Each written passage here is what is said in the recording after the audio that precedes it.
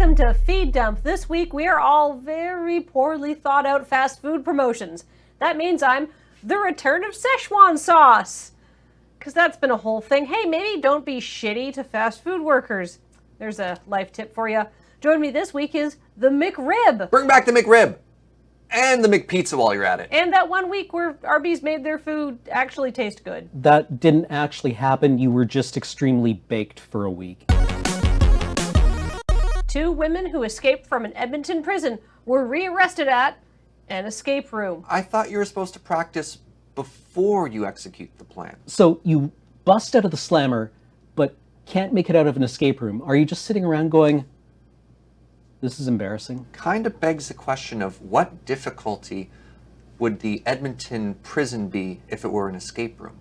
Is that like medium? Clearly tutorial. If we've learned anything, it's that Edmonton corrections facilities need to start, getting consulting from the escape rooms. You got a lot to learn. Why an escape room?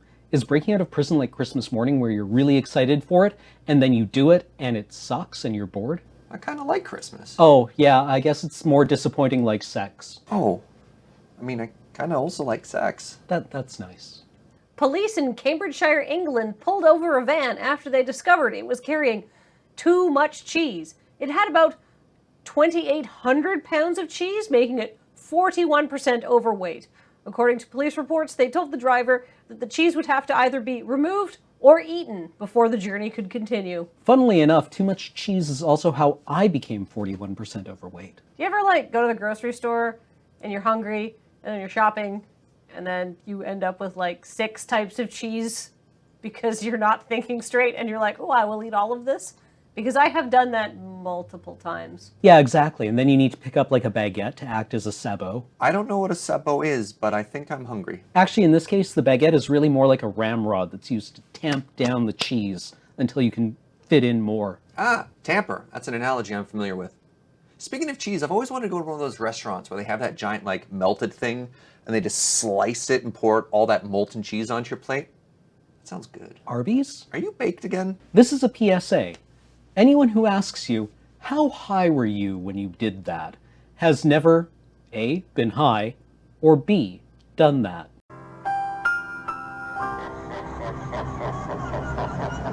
Going back to the driver, I feel kind of bad for this guy. This is someone else's cheese, and now he has to eat hundreds of pounds of it.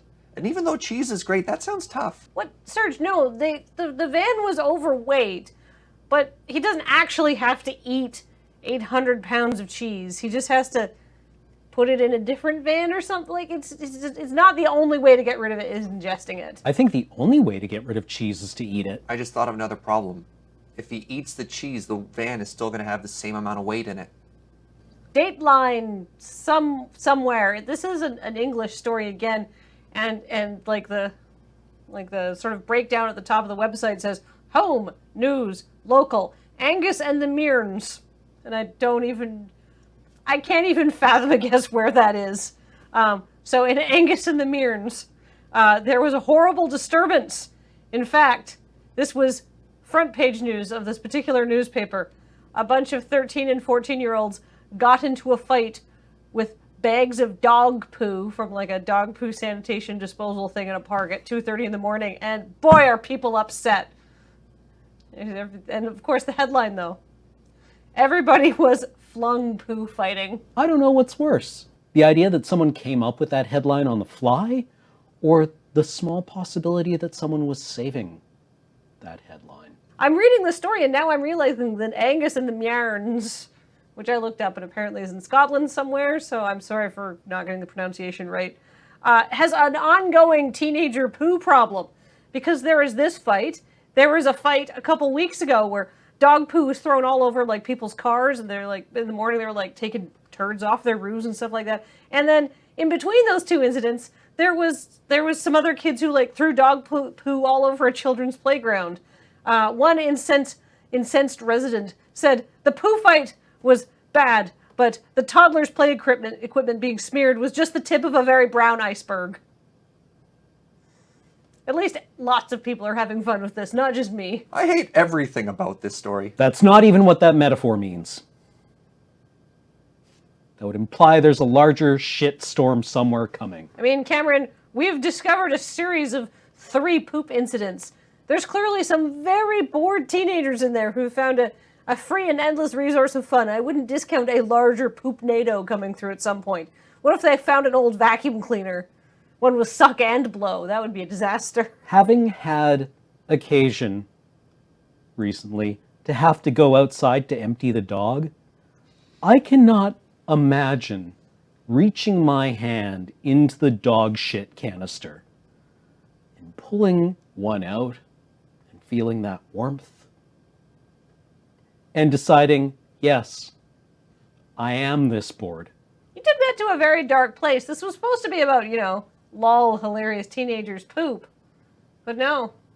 Now I'm just sad. Thanks, Cameron. Do you think there's a point at which you're trying to reach for the last dog turd in the bin and you can't quite get to it, and you think, this reminds me of the stories my dad used to tell me about peeling yellow paint off the wall to eat?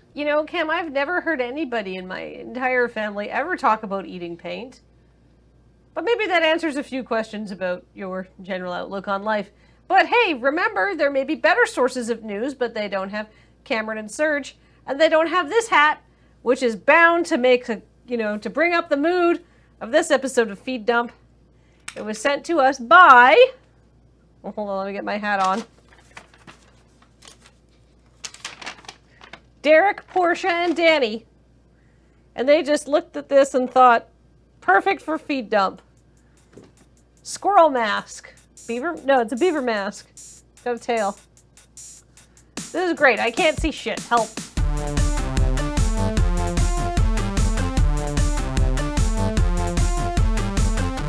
Nobody is funnier than when they're completely stoned.